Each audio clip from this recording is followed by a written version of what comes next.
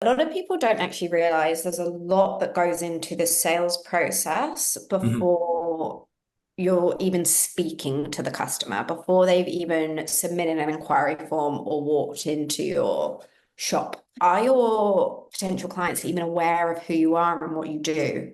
Say, for example, I'm on page, like I said, I did that Google search. If I'm on page 10 of Google, if I've never seen your brand, you could be the best company in the business, but I might not even know you exist, right? Hmm. So I'm not a potential customer at all. So brand awareness is the underpinning of a lot of what you should be doing.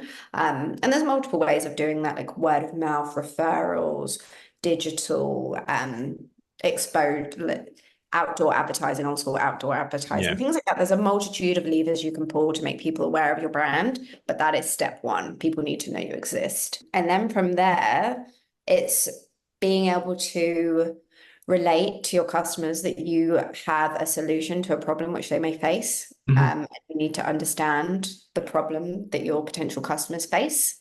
Yeah. And then even from that point onward, that is where they might reach out and get in contact with you.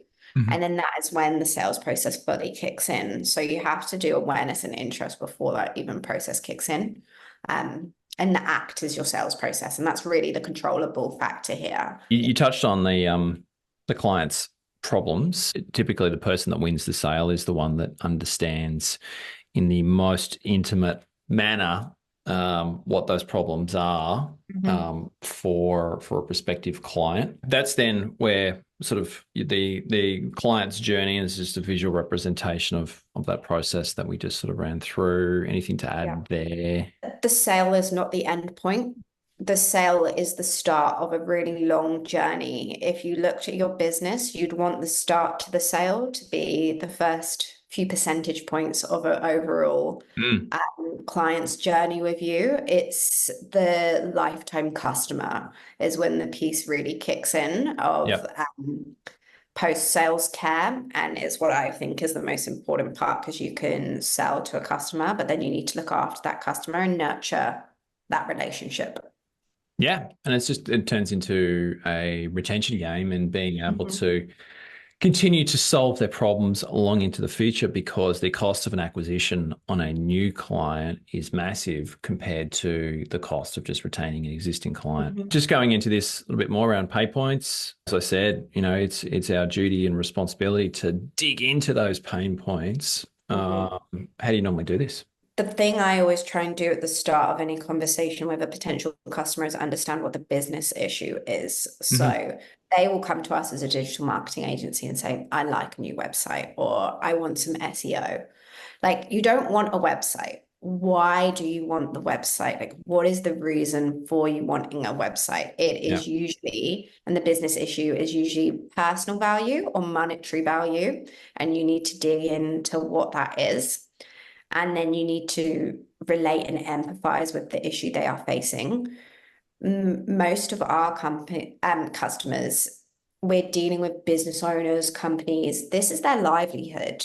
Their business is their baby. And if we can't empathize and understand that the success of their business is paramount to their lives, then we're not doing our job at all. And I think being a naturally empathetic person and actually caring about your customers is the mindset you need to go into with every conversation that you have. So, and just an extension of that, like how do you understand or how do you identify these pain points?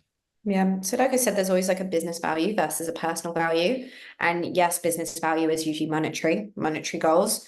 But then there's a lot of the time of personal value underpinning what you're speaking to someone. For example, if you're speaking to a business owner who's also a mum or a dad, at the moment, is their problem causing them to be working all hours of the day? And actually, they would just kill to spend some time with their wife and children. Yeah. Um, so it might not be directly linked to monetary value, but actually that is a huge problem or pain point for a client that Yeah. you can help solve. And to get to the crux of the business value or the personal value, you need to be asking the right questions So you need to, sometimes you feel like you might be asking too many questions of your customer, and you might be annoying them, but actually you can't help solve a problem unless you understand the problem, right? So you need to be asking those questions. Spot on. Yeah. And that catch-all phrase here is like, is there anything that I've missed? And it's almost like you keep asking that and asking that and asking that until there is nothing more. Because obviously, whether it's a digital marketing solution or, a renovation brief or whatever, we need to respond to those problems with a product that's going to solve that solution. So we want to make sure we get everything out on the table so that when it is presented, there's no objections that have been, brought up or things that have been missed.